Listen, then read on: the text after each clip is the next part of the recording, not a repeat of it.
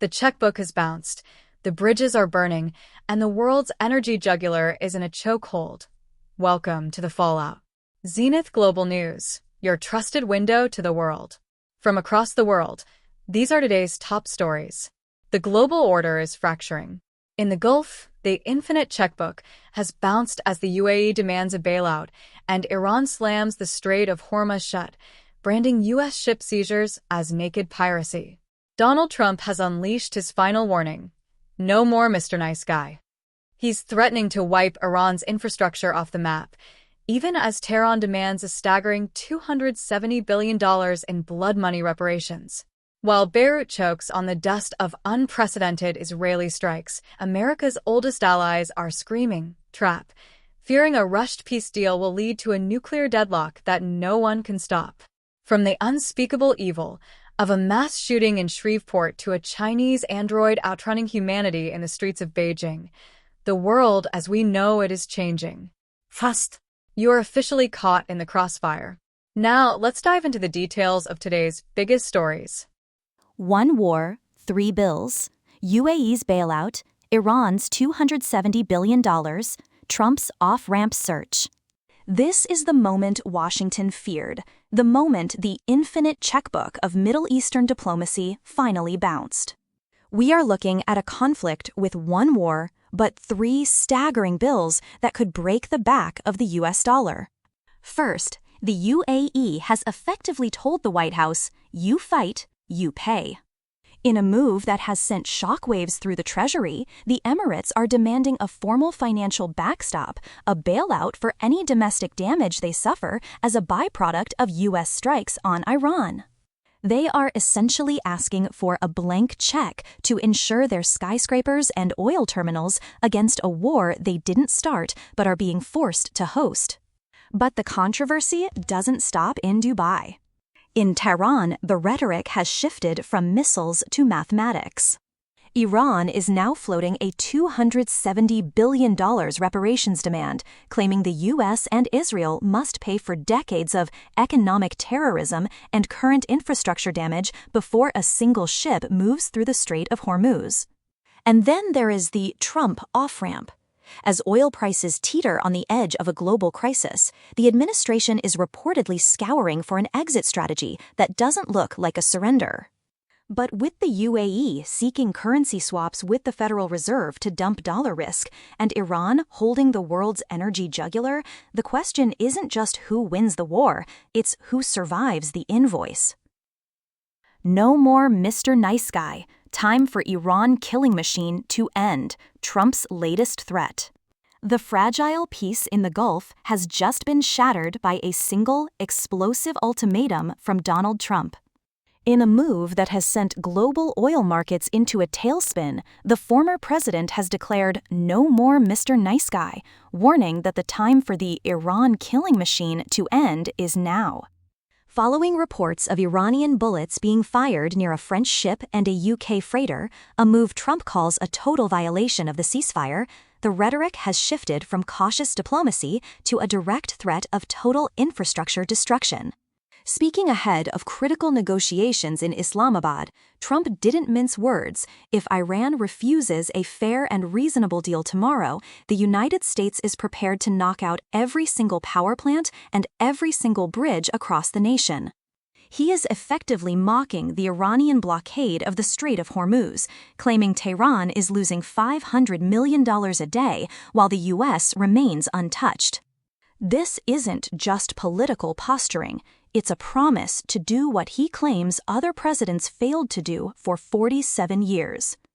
Iran calls U.S. seizure of cargo ship near Hormuz piracy, ceasefire violation. The fragile ceasefire in the Gulf is hanging by a thread tonight after a dramatic high-seas confrontation that Tehran is branding as state-sponsored piracy. In the first major interception since the U.S. naval blockade began, the guided missile destroyer USS Spruance cornered the Iranian-flagged cargo ship Tauska in the North Arabian Sea. After a 6-hour standoff and repeated warnings, the U.S. reportedly disabled the vessel by blowing a hole in its engine room before Marines stormed the deck. This escalation has effectively paralyzed diplomacy just hours before peace talks were set to resume in Pakistan. Donald Trump has doubled down, mocking the Iranian military and warning that he is seeing what's on board, a move Iran claims is a blatant violation of international law. In Tehran, the rhetoric is turning venomous. Officials are accusing Washington of betraying diplomacy and have signaled that the scheduled negotiations may now be dead on arrival. With oil prices surging and hundreds of ships stranded at the mouth of the Strait of Hormuz, the message from the Iranian Revolutionary Guard is uncompromising: if the US does not lift its blockade, the world's energy artery will remain a war zone. We are no longer just looking at a regional skirmish, we are witnessing the total collapse of trust between two nuclear-capable powers.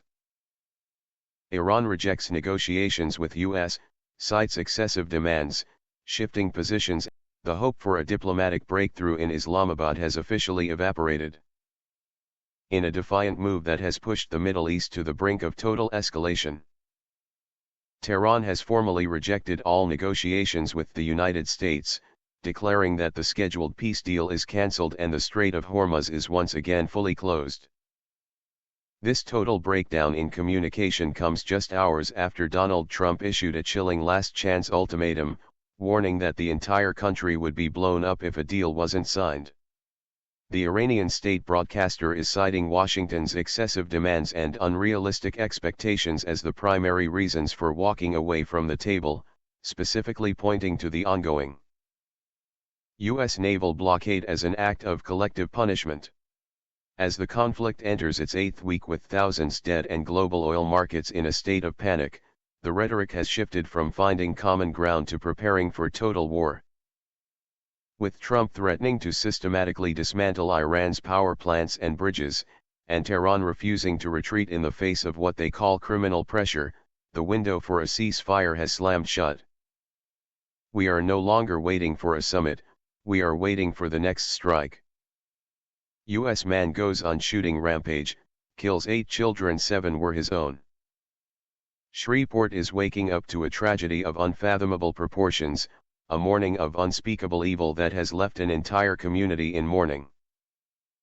Authorities have confirmed that early Sunday morning, 31-year-old Shamir Elkins went on a multi-location shooting rampage that claimed the lives of 8 children, 7 of whom were his own. The victims, identified by their heartbroken mothers, were aged between just 3 and 11 years old, siblings and a cousin who were seen playing together in their front yard just hours before the violence erupted. The massacre, which police are classifying as a domestic disturbance, began at a small gray house where 5 bullet holes now marked the front door.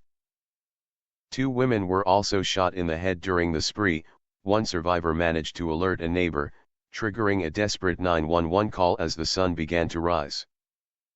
The horror only ended after a high-speed police pursuit through the city, which resulted in officers fatally shooting Elkins after he exited a carjacked vehicle with a firearm in hand.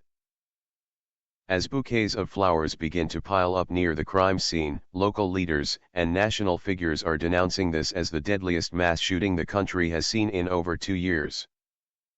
In a city now defined by a senseless tragedy, the focus has turned from a search for the suspect to a search for answers that may never come. Allies fear a rushed US-Iran framework deal could backfire, leaving technical deadlock. While the world watches the high-stakes chess match in Islamabad, a different kind of tension is brewing within the Western alliance. Sources tell us that America's oldest allies, the UK, France, and Germany, are sounding a quiet but desperate alarm. They fear that the Trump administration, in its rush to secure a landmark peace deal before Wednesday's ceasefire expires, is walking into a trap of its own making. European diplomats, who spent over a decade crafting the original nuclear accord, warn that a rushed framework could be a disaster in disguise. They describe the current U.S. approach as superficial, focused more on the optics of a handshake than the brutal technical realities of nuclear monitoring. The fear? That Washington might trade away massive sanctions relief for a hollow promise, leaving the most dangerous technical questions like uranium enrichment levels and long-term inspections in a state of permanent deadlock. One veteran diplomat put it bluntly, "It took us 12 years to build a technical wall that worked. You cannot rebuild that in 21 hours." As the US team pushes for a swift victory, the E3 are worried they've been sidelined from the very process they helped create. Hospitals overwhelmed and communities destroyed, Lebanon reels from Israel's unprecedented attacks. Beirut is a city currently gasping for air, trapped in the suffocating dust of its own skyline. Following the most intense wave of Israeli strikes in recent memory, the silence that has fallen over the capital is not one of peace, but of profound shock. Rescue workers, their faces masked by gray silt, are no longer looking for survivors in the twisted remains of residential blocks, they are now engaged in the grim task of recovery. CNN has witnessed families standing at the edge of massive craters, staring into the voids where their homes stood just 24 hours ago.